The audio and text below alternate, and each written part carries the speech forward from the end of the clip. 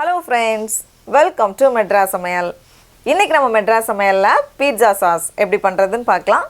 இதை வீட்டிலவே குறைவான நேரத்தில் ரொம்ப சுலபமாக செஞ்சு முடிச்சிடலாம். இது பிரெட் பீட்சா பண்ணுறதுக்கு, அப்புறமா நார்மல் பீட்சா எல்லாத்துக்குமே ரொம்ப நல்லாயிருக்கும். இது பண்ணுறதுக்கு ஃபஸ்ட்டு நம்ம தக்காளியை பிளான்ச் பண்ணணும். அதுக்கு நான் இன்றைக்கி 6 தக்காளி எடுத்திருக்கேன்.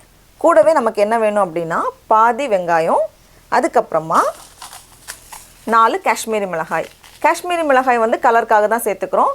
காஷ்மீரி மிளகாய் இல்லைன்னா சாதாரண மிளகாயில் 4 சேர்த்துக்கோங்க. நம்ம மிளகாய் தூளாக சாஸில் சேர்த்துக்கலாம். ஆனால் அப்படி சேர்த்தா மிளகாய் தூளோட பச்சை வாசனை இருக்கிற மாதிரி இருக்கும். அதனால தான் நம்ம இப்படி பண்ணுறோம். இப்போ இந்த தக்காளியை பின்னாடி எக்ஸ் மாதிரி கட் பண்ணிக்கோங்க, தோல் ஈஸியாக எடுக்கிறதுக்காக. அப்புறமா இந்த கண்ணையும் எடுத்துருங்க.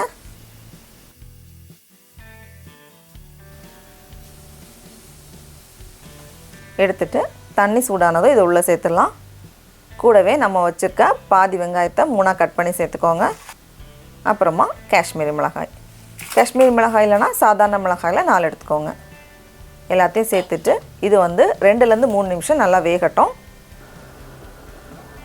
இப்போ பாருங்கள், இந்த மாதிரி வெந்ததுக்கப்புறமா இதை எடுத்து வெளியே வச்சுட்டு கொஞ்சம் ஆறுனதுக்கப்புறமா தக்காளியோட தோல் எடுத்துருங்க.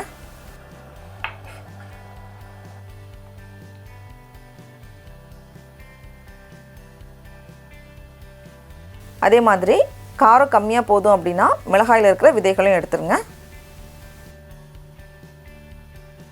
இப்போ ஃபஸ்ட்டு இந்த மிளகாவையும் வெங்காயத்தையும் நம்ம அரைச்சிடலாம். இந்த மாதிரி ஓரளவுக்கு அரைஞ்சதுக்கப்புறமா நம்ம தக்காளியை சேர்த்து ரொம்ப மைய அரைக்க தேவையில்ல, கொஞ்சம் நிறையா இருக்கிற மாதிரி அரைச்சிக்கோங்க. கொஞ்சம் டெக்ஸ்சர் இருக்கணும். பாருங்கள், இந்த மாதிரி தக்காளியை நல்லா ரெடி பண்ணியாச்சு. இப்போ அடுத்தது நம்ம பீட்சா சாஸ் பண்ணிடலாம். அதுக்கு ஒரு பேனில் 1 டேபிள் ஸ்பூன் போல் எண்ணெய் சேர்த்துக்கோங்க.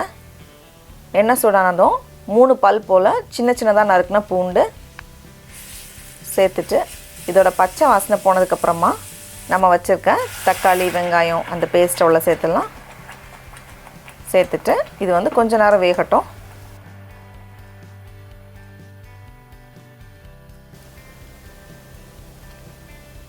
கூடவே தேவையான அளவு உப்பும் சேர்த்துக்கோங்க. சேர்த்துட்டு இது கொஞ்ச நேரம் வேகட்டும்.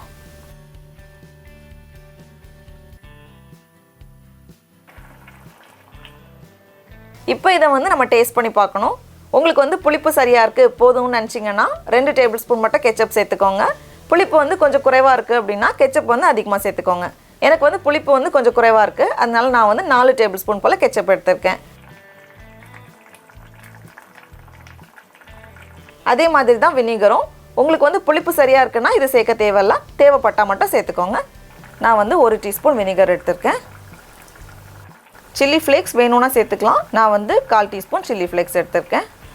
கூடவே 1/4 டீஸ்பூன் போல் மிளகு, அப்புறமா இந்த புளிப்பெல்லாம் பேலன்ஸ் பண்ணுறதுக்காக 2 டீஸ்பூன் போல் சர்க்கரை.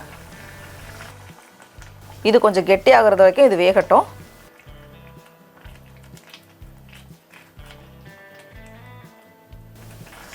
கொஞ்சம் கெட்டியாகிருக்கு.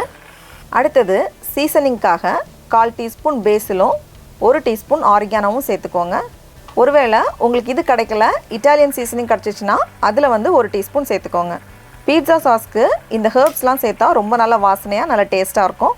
ஒருவேளை உங்களுக்கு இது கிடைக்கலன்னா இது சேர்க்காமலையும் பண்ணலாம். எல்லாத்தையும் சேர்த்துட்டு இது இன்னும் கொஞ்சம் நேரம் கெட்டியாகட்டும். இப்போ இது நல்லா ரெடியாக இருக்குது. ரொம்ப தண்ணியாகவும் இருக்கக்கூடாது, அதே நேரம் ரொம்ப கெட்டியாகவும் இருக்கக்கூடாது. இந்த பதத்தில் இருந்துச்சுன்னா பீட்சா மேலே ஸ்ப்ரெட் பண்ணுறதுக்கு சரியாக இருக்கும். இப்போ நம்ம ஸ்டவ்வை ஆஃப் பண்ணிடலாம்.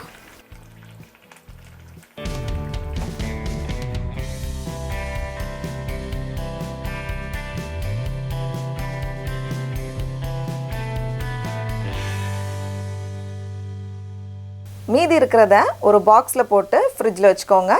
2லேருந்து 3 வாரம் போல் நல்லாயிருக்கும். டடா, ரொம்ப சுலபமாக வீட்டில் பண்ண பீட்சா சாஸ் தயாராகிடுச்சு. நான் பீட்சா ரெசிபி அப்லோட் பண்ணுறேன்.